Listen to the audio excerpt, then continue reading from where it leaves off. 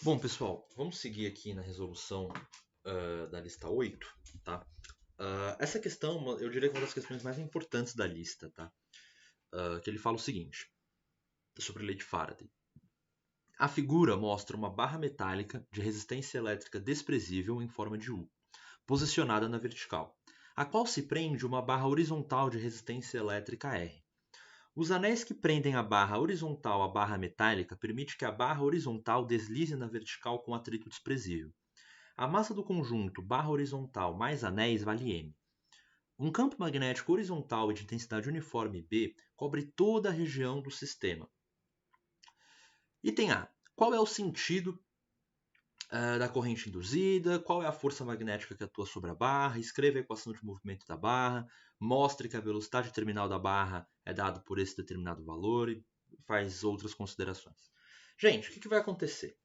Conforme essa barra em azul aqui se movimenta, a área, né, a área dessa região fechada que está sendo atravessada pelo campo magnético vai variar.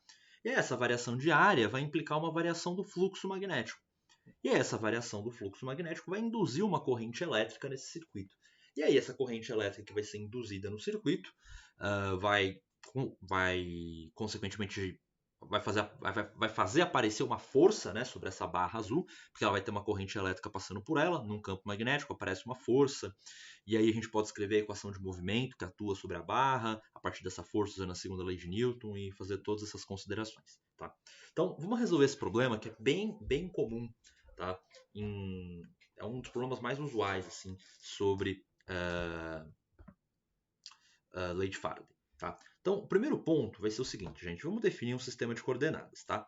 Então, vamos lá. Eu vou definir aqui um sistema de coordenadas. Eu vou colocar o eixo y para cima. Consequentemente, o eixo x estará aqui para a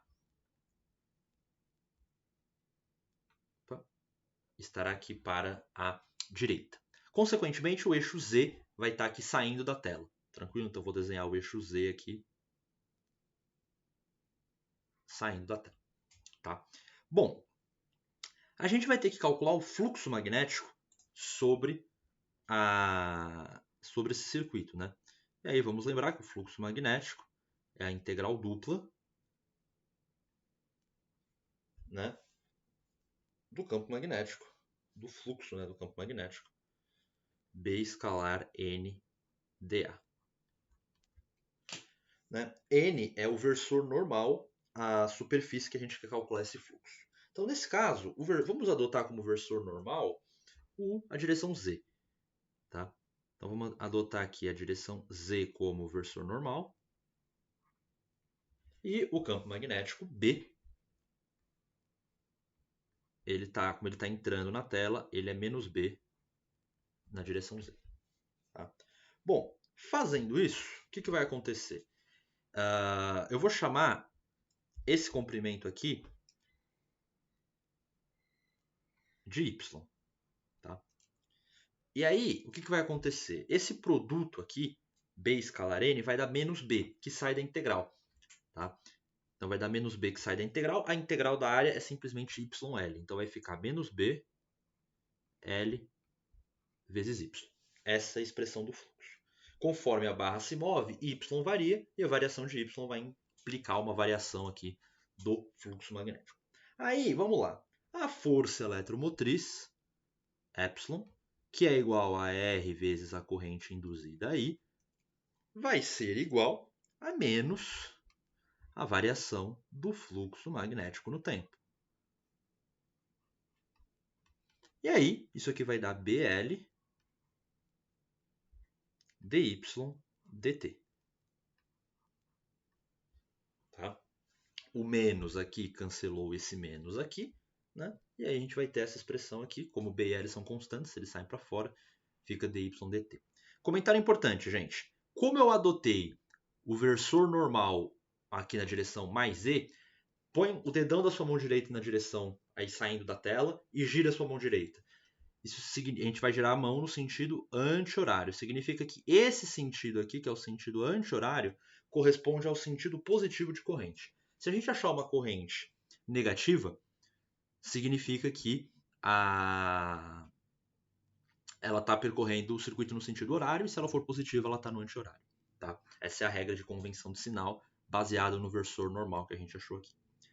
Show! Comentário importante, gente. Reparem que conforme y diminui, a barra está descendo.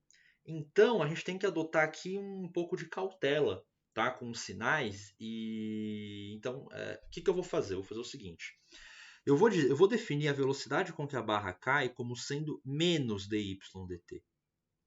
E isso é bem importante, gente. Esse sinal de menos é importante. Por quê? A ideia é, quando y diminui, a velocidade é positiva. Entenderam? Então, quando y diminui, a velocidade vai ser positiva. Por isso que eu estou definindo ela dessa forma, como menos dy dt. Tá? E aí, com essa definição, a gente encontra que a corrente vai ser menos BLV dividido por R. Essa é a expressão da corrente elétrica. E o sinal negativo aqui indica que a corrente está no sentido horário. Ou seja, no sentido inverso do que está marcado ali no desenho. E a gente pode pensar, e reparem que é muito fácil pensar isso pensando na lei de Lenz, né?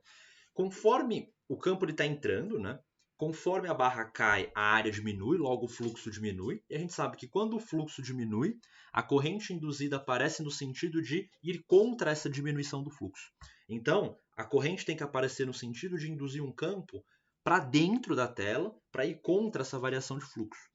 Para que o campo aponte para dentro, a corrente tem que estar girando no sentido horário. Beleza? Então, tudo consistente até aqui. Né? Repito, por que eu defini V como menos dy dt? Porque conforme y diminui, a velocidade, eu estou definindo conforme a barra cai, ou seja, conforme y diminui, a velocidade é positiva. Quando y diminui, dy dt é negativo. Então, eu ponho esse sinal de menos aqui para as coisas fecharem bonitinho. Tá?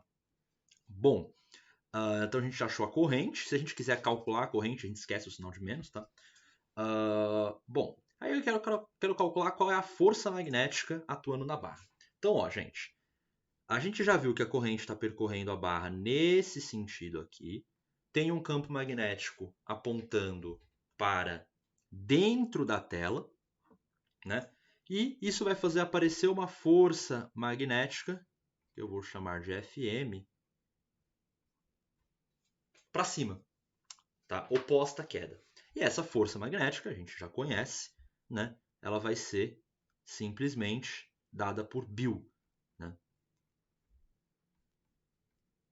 A força magnética sobre a barra vai ser o campo vezes a corrente vezes o comprimento na direção y, nesse caso. E aqui, gente, a corrente em módulo, tá? Então fica, vou substituir os valores, fica B quadrado, L quadrado V dividido por R, na direção y. Tá? Vai ficar B quadrado porque vai ter o B daqui e esse B daqui. L quadrado por causa desse L e V sobre R. Tá? Essa é a força magnética que atua sobre a barra. Então já achamos aqui a força magnética.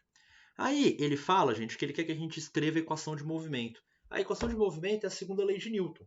Né? Massa vezes dv dt é igual às forças que estão agindo na barra.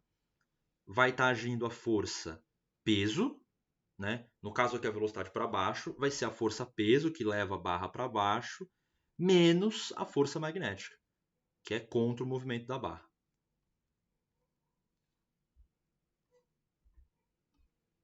Essa é a equação de movimento que ele queria que a gente escrevesse. Tá? E aí, ele pede para a gente encontrar a expressão da velocidade terminal. Quando a gente vai encontrar a expressão da velocidade terminal, a gente vai falar que a velocidade terminal ela é atingida quando a velocidade para de variar. Ou seja, ela vai ser atingida quando o dv dt for zero. E aí, quando isso acontece, a gente isola a velocidade aqui e a gente encontra a seguinte expressão para a velocidade terminal. Ela vai ser mgr dividido por b quadrado L quadrado, que é exatamente essa expressão aqui. Tá? Tudo bem? Então, esses são aí os resultados da questão. O item E, ele pede para você mostrar que após atingir a velocidade terminal, a potência dissipada pela barra por efeito Joule é igual à taxa de perda de energia potencial gravitacional do sistema. Então, vocês vão calcular a potência dissipada por efeito Joule. Vocês podem usar, por exemplo, a expressão da potência R vezes I quadrado, por exemplo, tá? E aí vocês vão ver que vai bater certinho com o esperado, né? Vai bater certinho aí com a potência, com a taxa de perda de energia potencial. Beleza? Então é isso, gente. Esse exercício era isso. É um exercício bem importante, saber fazer essas continhas, tá? Isso aqui é uma equação diferencial. A gente pode, inclusive, resolver essa equação diferencial e determinar a velocidade em função do tempo. E aí, quando você tomar o limite do tempo tendendo a infinito, vai dar para ver que a velocidade vai ser algo desse tipo, tá? Que seria uma forma análoga de resolver o problema, mas é muito mais fácil já fazer dv/dt igual a zero logo de cara para encontrar a velocidade terminal. Tá? É um exercício bem tradicional mesmo sobre lei de Faraday, então é um exercício importante que vocês saibam aí resolver.